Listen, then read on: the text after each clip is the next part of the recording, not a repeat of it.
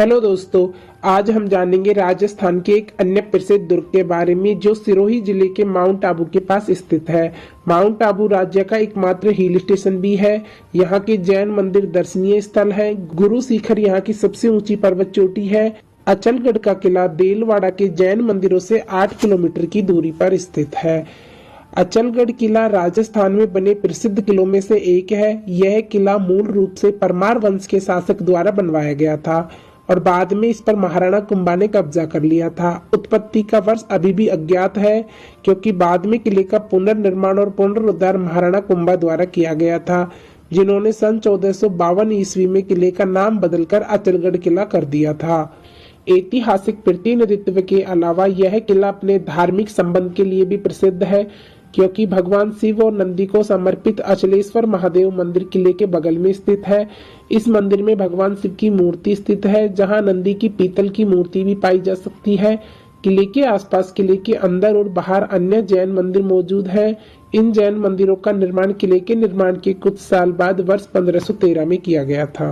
यद्यपि अचलगढ़ किला माउंट आबू राजस्थान राज्य के इतिहास में एक महत्वपूर्ण भूमिका निभाता है। यह किला अब गंभीर रेत के तूफान और अन्य मौसम की स्थिति के कारण खंडर हो गया है। किले का संरक्षण नहीं करने के कारण अब यह जीर्ण शीर्ण स्थिति में है। अचलगढ़ किले का इतिहास। लुटेरों से बचने के लिए महाराजा कुंभा ने अचलगढ़ किले का जीर्णोद्धार और किलेबंदी की थी। अचलेश्वर महादेव मंदिर पास में ही है, जहां भगवान शिव के पैर के अंगूठे की पूजा की जाती है। आप किले के अंदर कुछ जैन मंदिर देख सकते हैं। किला जर्जर हालत में है। किले के पहले द्वार को हनुमान पोल के नाम से जाना जाता है, जो निचले किले के प्रवेश द्वार के रूप में कार्य करता था। इसमें ग्रेनाइट के बड़े ब्लॉकों से निर्मित 2 टावर शामिल हैं। कुछ चढ़ाई के बाद किले का दूसरा द्वार चंपा पोल है, जो आंतरिक किले के प्रवेश द्वार के रूप में कार्य करता है।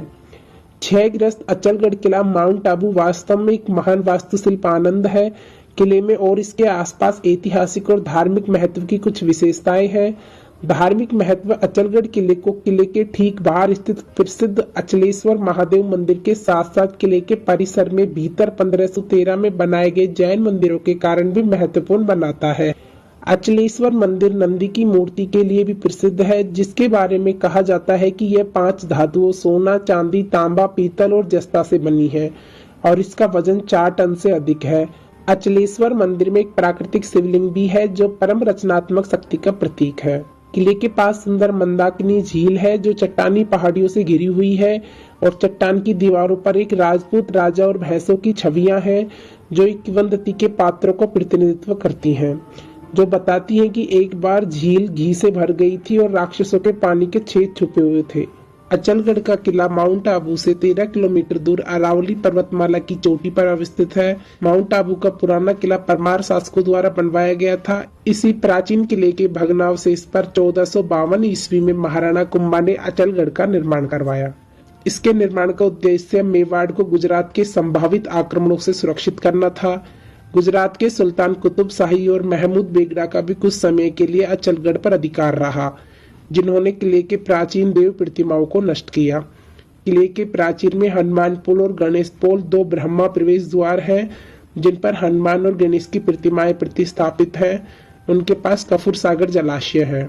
किले के अन्य प्रवेश द्वार चंपा पोल, भैरव पोल है, जिसमें प्रवेश करने पर किले का भीतर दृश्य दिखाई देता है।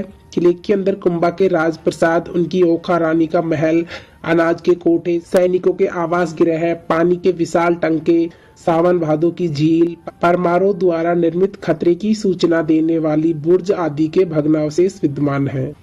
किले में ऋषभदेव और पार्श्वनाथ के 2 जैन मंदिर एवं कुंभा द्वारा निर्मित कुंभ स्वामी का मंदिर भी दर्शनीय है। 9वीं-10वीं शताब्दी में माउंट आबू मालवा के परमारों की राजधानी हुआ करता था। इस दुर्ग के संबंध में मान्यता है कि इसमें भगवान शिव के निशान बने हुए हैं। यहाँ ये एक शिलालेख भी प्राप्त होता है, जिसमें परमार शासकों के इतिहास की जानकारी मिलती है। इस दुर्ग के पास ही काशीनाथ का जैन मंदिर भी है। कहा जाता है कि गुजरात के परमार शासकों के आराध्य अचलेश्वर महादेव थे। इसकी वजह से इस किले का नाम अचलगढ़ रखा गया। अचलगढ़ किले में आप क्या कर सकते हैं? यहाँ पर आने के पश्चात आप अचलेश्वर महादेव का मंदिर घूम सकते हैं, जो कि काफी अट्रैक्टिव है। इसके साथ ही आपको यहाँ पर 5 धातुओं से बनाई गई नंदी जी की श्रद्धांजलि अर्पित करने का मौका भी मिलता है। अचलगढ़ किले में कुछ ऐसे जैन मंदिर मौजूद हैं जो 500 साल से भी अधिक पुराने हैं। आप उन मंदिरों को घूम सकते हैं, साथ ही स्फटिक आर्किटेक्चर के बारे में भी जान सकते हैं। किले की चोटी पर काली माता का बहुत ही विशाल मंदिर मौजूद है, आप उस मंदिर के दर्शन भी कर सकते हैं।